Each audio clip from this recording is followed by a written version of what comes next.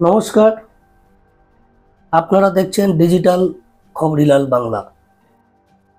Passport জালিয়াতি মামলায় এবার পুলিশের হাতে গ্রেপ্তার এক প্রাক্তন পুলিশ। তিনি এসআই পদ থেকে কয়েকদিন আগেই অবসর নিয়েছেন। শুক্রবার রাতে অভিযান চালিয়ে হাবড়ার অশোকনগর থেকে এই প্রাক্তন এসআইকে গ্রেপ্তার করে পুলিশের গোয়েন্দা বিভাগ। এই নিয়ে ধৃতের সংখ্যা বেড়ে দাঁড়ালো 9। শনিবার অভিযুক্তকে আলিপুর আদালতে পেশ করা হয় এবং তাকে পুলিশ হেফাজতে নেওয়া হয়েছে।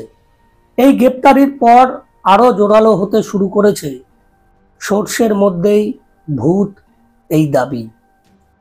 প্রাক্তন এই পুলিশ কর্মীকে হেফাজতে নিয়ে সেই প্রশ্নের উত্তর খোঁজার চেষ্টা করবে পুলিশ, সেটাই স্বাভাবিক। আর কোনো পুলিশ বা অন্য কোনো আধিকারিক এই জাল পাসপোর্টের সঙ্গে যুক্ত রয়েছে কিনা তা জানার চেষ্টা চলবে। বেহালায় ট্রাভেল এজেন্সির আড়ালে জাল পাসপোর্ট তৈরির পাশাপাশি মোটা টাকার বিনিময়ে চলত নকল আধার তৈরির কারবার। ইতিপূর্বে পাসপোর্ট কাণ্ডের চাই মনোজ গুপ্তা ও সমরেশ বিশ্বাস এবং তাদের এক সাকরেদকে গ্রেপ্তার করেছে কলকাতা পুলিশ।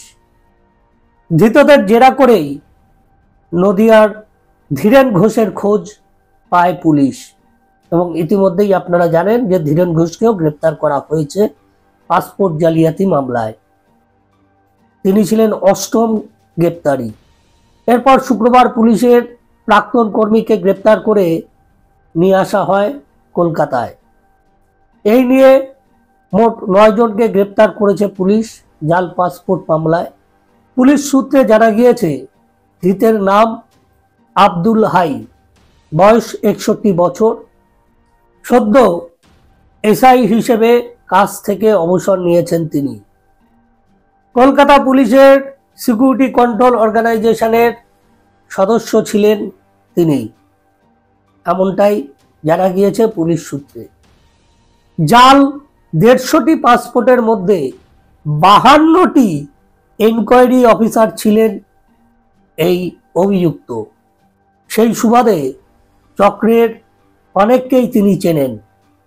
অভিযোগ, জাল পাসপোর্ট বানিয়ে দেওয়ার পাশাপাশি তিনি টাকাও নিতেন মোটা অঙ্কের।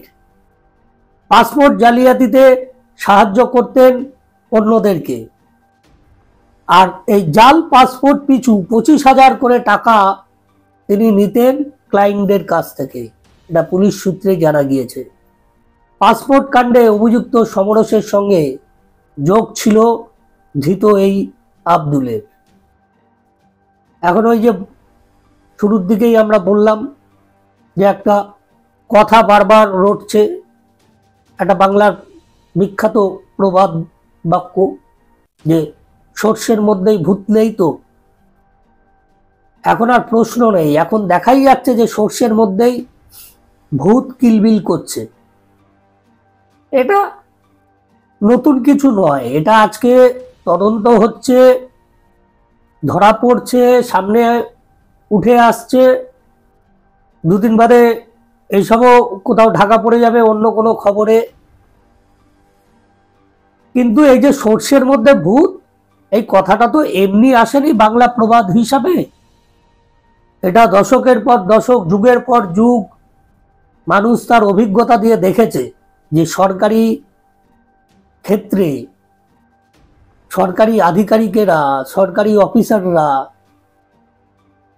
সরকারি কর্মীদের একটা অংশ তারা এই ভূত না সেজে থাকলে বেনিয়ম হয় না। তাই এটা নতুন কিছু নয়। এখন দেখার যে এই জাল পাসপোর্ট কাণ্ডে আরো কত দূর পর্যন্ত জাল বিস্তৃত রয়েছে। ভালো থাকবেন, সাবধানে থাকবেন। নমস্কার।